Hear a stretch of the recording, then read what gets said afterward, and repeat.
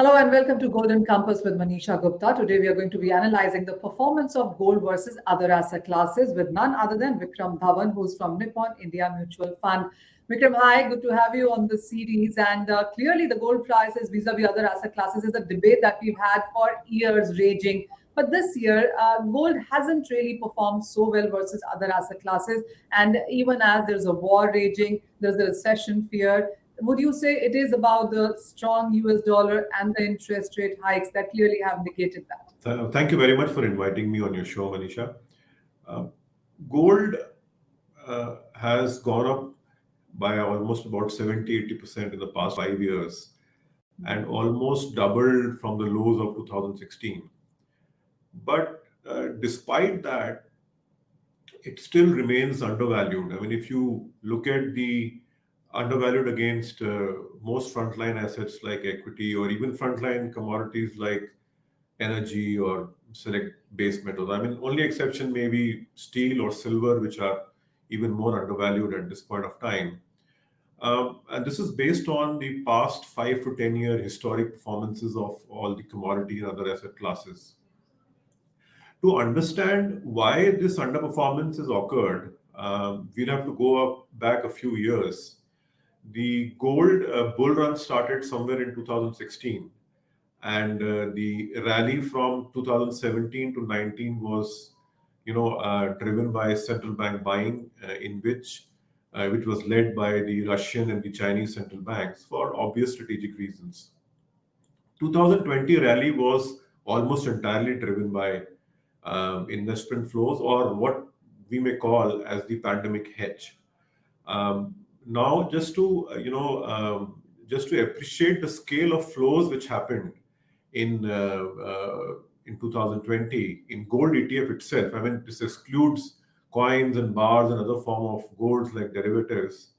At the peak of the pandemic in 2020, the flows into gold ETF globally were to the tune of 900 to 1,000 tons. Now, that's about 20-25% of the total uh, consumption of gold annually. Now, whilst at that point of time, it rallied the prices to all-time high, but once the tide turned, it has been a very big overhang on the market.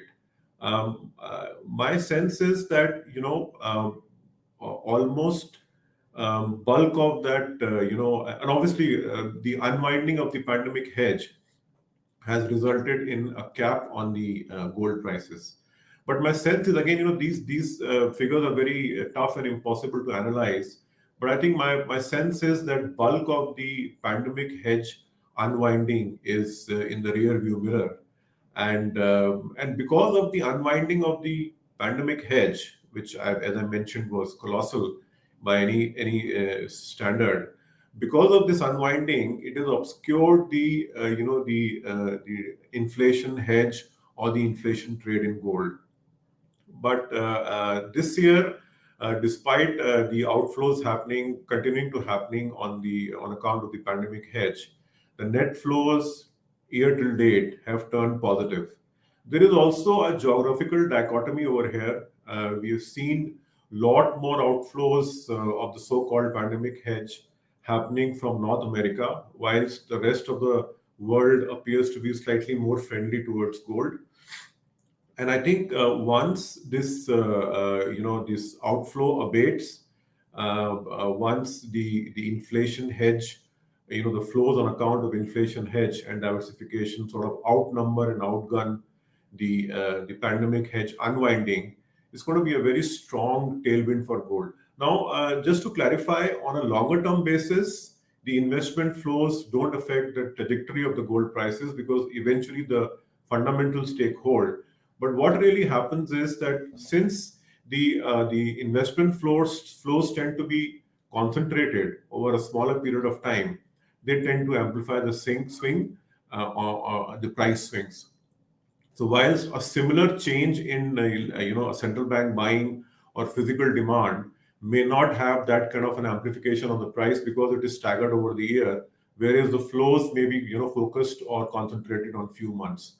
So that's where we are as far as the gold price is concerned. But still, despite all the overhang and despite all the headwinds, this year gold has actually outperformed most frontline asset classes. And I think if the outperformance continues for balance of the year, you might see the tide turning in favor of gold as far as the investment flows are concerned. Absolutely. Vikram, as you mentioned, gold has performed better than various other asset classes, not all of them clearly. But the other thing to look at is that gold has outperformed in many other currencies vis-a-vis the US dollar as well. So whether you look at in Indian rupees, we're doing slightly better than what we are doing in sense of gold in dollar terms, or euro in euro terms is doing better. In Russian ruble, definitely better, and various other currencies as well. Is that a way to look at it too? If you look at what is happening in the currency market, it is very unprecedented. The dollar index is up by about 14 to 15% on YOY basis. This kind of unprecedented rally has not happened in times. Obviously the pandemic and is way behind us. So there is no actual crisis. Well, there is a war happening, but it is nowhere close to being a world war. So there are stresses in the market, but this kind of unprecedented move in the dollar has actually distorted the currency markets. And that's why gold becomes very important for local investors as diversification, especially countries which are net short of commodities, who are large energy importers or commodity importers. We are in the middle of a commodity bull run and high inflation. So in that case, investors will have to consider the currency risk as well when they diversify or design their portfolio. Absolutely. So, how much gold would you still advise, Vikram, in a portfolio? If you look at various other asset classes and the kind of year that we have had, so if somebody was devising a portfolio, let's say for the next 1 or 3 years, how much of a percentage of gold should one have in portfolio? So I think before we talk about the actual numbers, I'm not giving a technical call, but it is very important to understand that there are a lot of, while the gold prices may appear to be going nowhere over a medium term, but there is a lot of churn happening in the background. As I mentioned, there is the hedge unwinding, there are the physical flows, and also the physical demand has come back online, and it remains very resilient and robust at this point of time. Central bank buying is also back, but it is not spectacular. But again, we are talking about the first half. We still have the second half left to see how all this pans out. So it's very important in this kind of a market not let your decisions be affected by the short to near term momentum in the gold price, whichever way, upside or downside, because they may be affected, as I mentioned, by large outflows or inflows, which may be concentrated, whether it is central bank buying or whether it is the investor flow. So that is one thing that investors need to heed, avoid getting too much affected by the momentum, either upside or downside. Now, with regards to how much gold you should have in your portfolio, it's very important to understand the investment objective that you are trying to achieve through your portfolio. If you're looking at a portfolio which is diversified, sort of an every weather evergreen portfolio, then gold basically becomes one of the securities which can do the job for you. Now again, as if you are more skewed towards equity or risk assets, then gold acts as a hedge in your portfolio. But if your portfolio is more skewed towards fixed income or assets which are low risk, then gold sort of provides the averaging out of the performance of the portfolio, especially during the time of stress. So I think this is a way to look at it from the portfolio point of view. There are various studies being conducted. There was one conducted by World Gold Council a couple of years back, where they mentioned that ideal range should be 5 to 15%. But again, this is not cast in stone, and each investor needs to simulate and realize what works best for her or him, and depending upon what objectives they have. Well, absolutely. Vikram, that was my next question. Yes, people do include gold and trying to make it a perfect portfolio. What is the way to buy these golds? Because now, thankfully, you have various gold instruments available. The proper gold financialization perhaps has come in, enabling a lot of investors to start keeping gold into their portfolio. So whether it's going to be about sovereign gold bonds or physical gold or ETFs, what do you reckon? So I think the main driving force should be the objective and the horizon that you are looking at. From the ease point of view, why gold ETFs score over many other forms of gold is because of the liquidity. See, today you can trade 1 unit of gold ETF on the exchange, which is equivalent to 1 gram, with a impact cost which is almost minimal or negligible. Whereas if you were to buy that 1 gram in physical market, or even 1 kilo also for that matter, in the physical market, the impact cost is going to be very, very high. So gold ETF has been actually one of the best inventions in the financial sector of in past two decades, because they give the opportunity to the investor to buy or invest or redeem any amount of gold without having any significant impact cost. Also, from the Indian perspective, you have to also see they form part of the mutual funds, so they come with some certain tax advantages depending upon the holding period.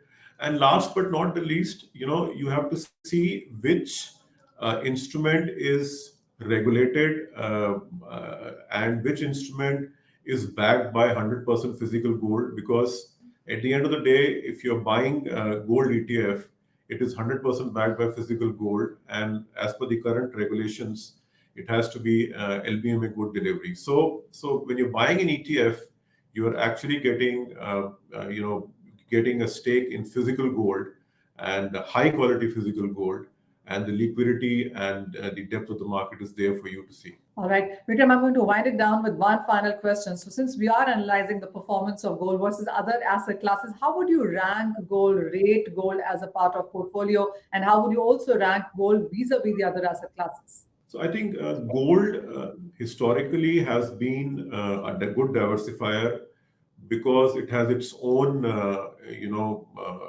life, as I would like to say. See, one thing you need to understand, there's a lot of questions being asked about gold versus Bitcoin, or gold versus any other cryptocurrency. What you have to remember is that the depth of the market today, about 2 lakh tons of gold which was mined, is still on the ground, above the ground, and that provides the liquidity and the depth in the market.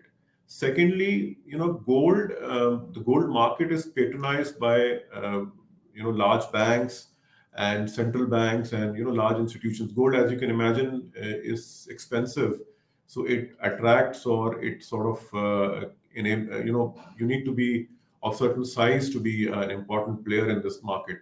So there is a pedigree, there is a market which is orderly, and I think that is more important from the point of view of investor safety, and also with regards to the quality of gold. As long as it is within the LBMA norms, or locally you have the Indian norms, as long as it is between those norms, you can be assured of the quality. There are a lot of eyes and ears which are keeping in an ETF. There's a lot of eyes and ears which are keeping that view, whether it is the custodian, whether it is the regulator, or the AMC. They are keeping a view on the fidelity of the entire AUM. But again, from the return point of view, one has to be very careful, as I mentioned, that avoid momentum play in gold, because it is a long-term story. It has been around for thousands of years, so I think you'll have a few years of positive or a negative cycle, or a few years of volatility will not change the long-term trajectory of this metal. So I think that is one thing one has to consider. But most importantly, I think where gold scores over most assets is the liquidity. I mean, as I mentioned that we had roughly about 900 odd tons, 1,000 odd tons coming and leaving bulk of that leaving the gold ETF market, and we had a price correction of about 10 to 15%. We had a similar outflow in crude oil, and the crude oil prices fell down by 40%. And I can't imagine that any single security in the world can take roughly about that kind of redemption and not fall over the cliff. So, these are the things, and that's why the central banks love gold. They like the liquidity, the depth, the fidelity, and the market, which is orderly and backed by very large institutions. Oh, well, absolutely. It's been around for 1,000 years, and that comparison with asset classes itself should stand tall. But as you said, the liquidity, the kind of returns that we've seen in longer term, and the central banks have it in their reserves. Why shouldn't you have it in your portfolio? But that's all that we have time today. Vikram Dhawan, thank you as always for joining us today and making sense of gold versus other asset classes.